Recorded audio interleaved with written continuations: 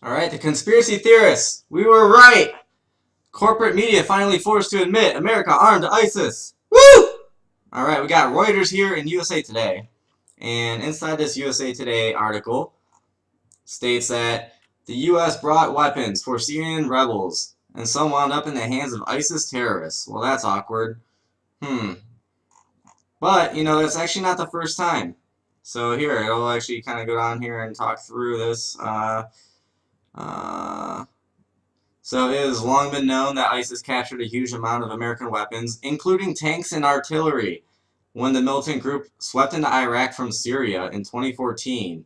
So here's The Guardian, a left-leaning website, says ISIS captured 2,300 Humvee armored vehicles from Iraqi forces in Mosul. No, it doesn't really mention.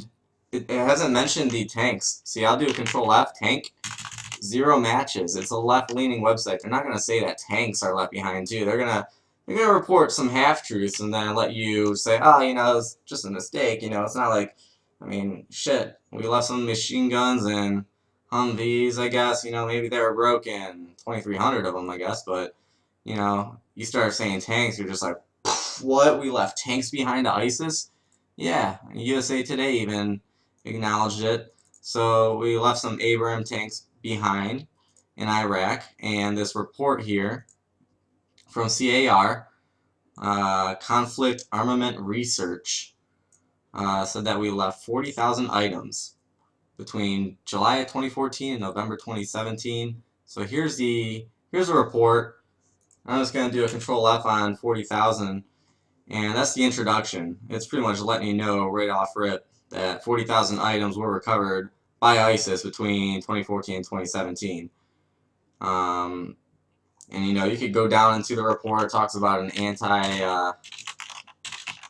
anti-tank weapons, and basically a lot of funneling of these weapons through private corporations in Europe that are tying back to the U.S. government. Some shady arms deals.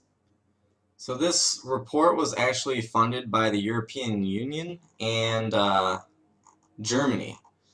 So what's interesting about that is that they're all for these economic migrants, they're all for ISIS takeover, believe it or not. I mean, let's just say that you don't believe in that.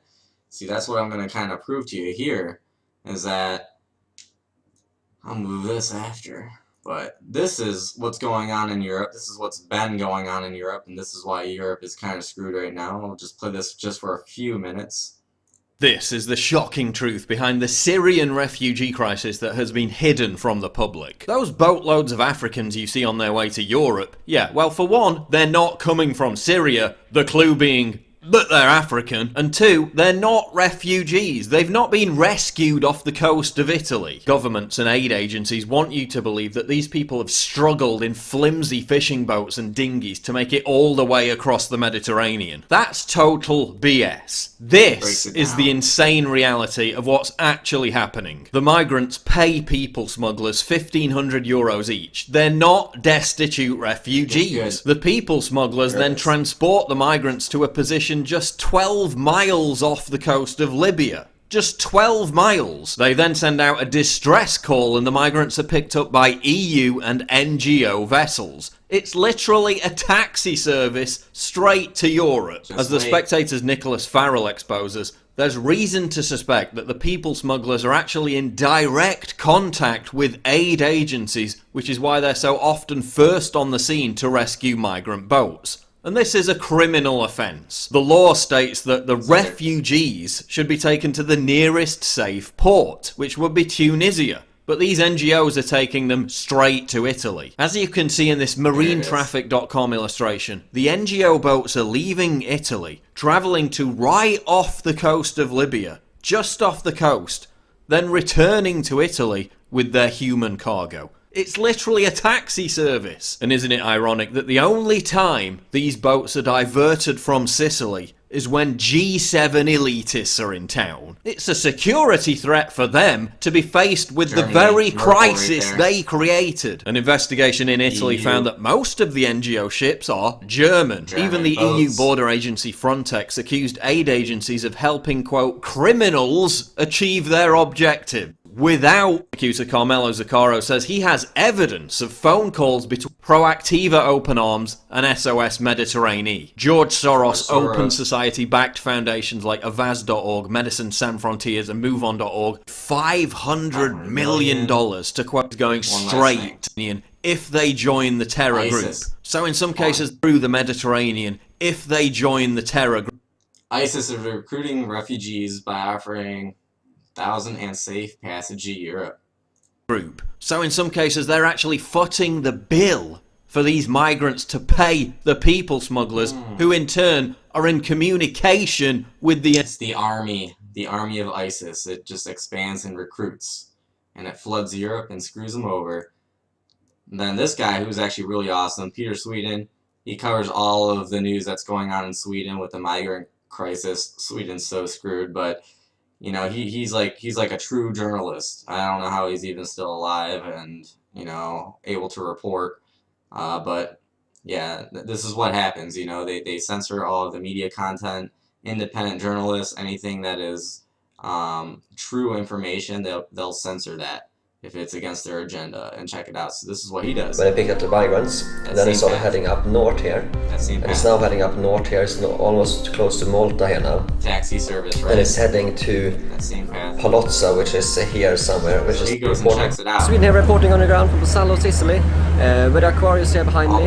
It's arriving today here with, I think they said, about 420 migrants. Here on the ground from what's happening. I've just been kicked out of the harbor by the police. So yeah, he gets kicked out. He eventually has to delete all the video from trying to go to another spot too that he went to. I've just been kicked. You can check out the full videos if you want, but basically, Denmark is no longer going to automatically accept UN refugee resettlement quota. And that's the thing, is these other countries are waking up to the idea that, you know, this migrant crisis has some other agenda attached to it. If they're not already aware, if they're not aware of George Soros, the globalist, the agenda to destabilize these countries, then they're going to try to, you know, they gotta defend themselves, and that's what Austria did here too. See, look at this one. So because it's going to the bottom of Italy here, map of Europe. Got Italy. This is where they were coming in. This is where the NGO boats were going, pretty much at the bottom coast of Italy here. And then they would run all the way up. They would start to flood Europe. And Austria is just like, fuck that shit. I'm not dealing with that. So Austria sends troops and armored vehicles to the border to block the migrants.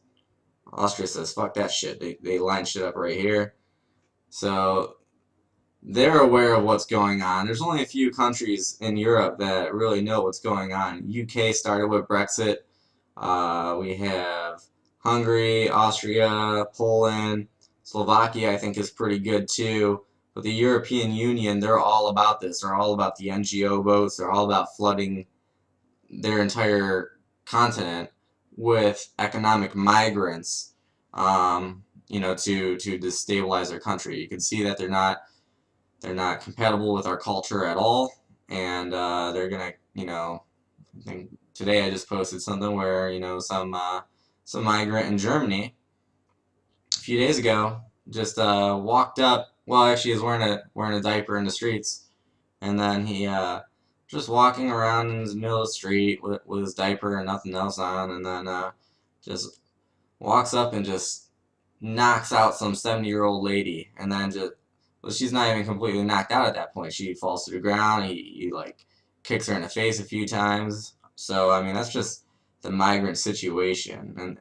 if you watch Paul Joseph Watson's video in depth, you know, he talks even more about how people in France can't, Sweden's on fire, I think it's said back there, but people in France can't even go into a coffee shop Other journalists are getting heckled. Taxi service is going on. That's Merkel from Germany. She's responsible fully. Wait. Will force EU to accept more Muslim migrants. See, that's the globalists. They want that to happen. They want they're using Islam too. Muslim migrants. You know, they're using Islam as a weapon. Islamization. So, found this little post. America first. I thought it was pretty fitting for this moment because Trump's travel ban is stopping all this bullshit. The border wall stopping all this bullshit. Migrants were getting funneled in through Mexico under Obama. I don't know if I could have found that one or not, but Obama migrant surge. No,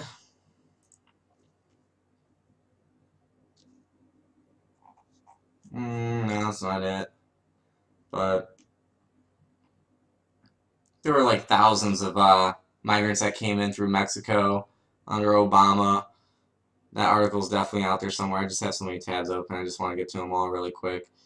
And then the last thing is, yeah, if you really want to know what's going on in Europe, or especially Sweden, Sweden's taking the brunt of everything, of any kind of migrant-related policy. I mean, Canada's pretty screwed. Germany's pretty screwed. Just as bad, too. But Sweden was a great country. You could just kind of scroll down on this guy's Twitter. Let's see.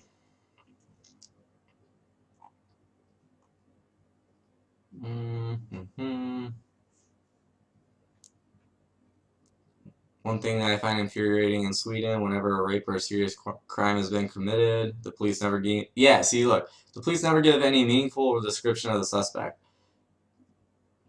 Police have been given orders not to give descriptions because it might be racist. And a dentist lost his job, he's losing his home.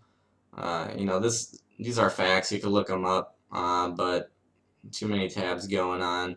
If you follow this guy, you'll really start to understand what's going on. There's girls getting raped in the streets. They're telling their citizens in Germany to wear anti-rape bracelets to stop it. You know, they're not really reporting. Mainstream media is not reporting any of this stuff. Gang rapes in Malmo. Don't go outside. Yeah, see, that's like the current culture should adapt to the economic migrant culture. Don't go outside at night alone anymore. So, like, okay. So that's the fix, I guess, or to wear an anti-rape bracelet. This doesn't seem too logical. Yeah, and that's another thing too. Look at this one. So, yeah, the EU and Germany, they're the ones that are funding these NGO boats so heavily. So Poland's saying, "Fuck you, we're not accepting these migrants. We don't give a fuck." And Germany and EU are, I think they were trying to threaten them to some extent. EU is about to drop the hammer. Nuclear option against Poland. So they really want this migration to take place, and you just gotta wonder why. I mean, just let Germany take everyone in, I guess, if they care that much about it. You know, let Germany just be the new Libya. I don't know. But that's not the plan.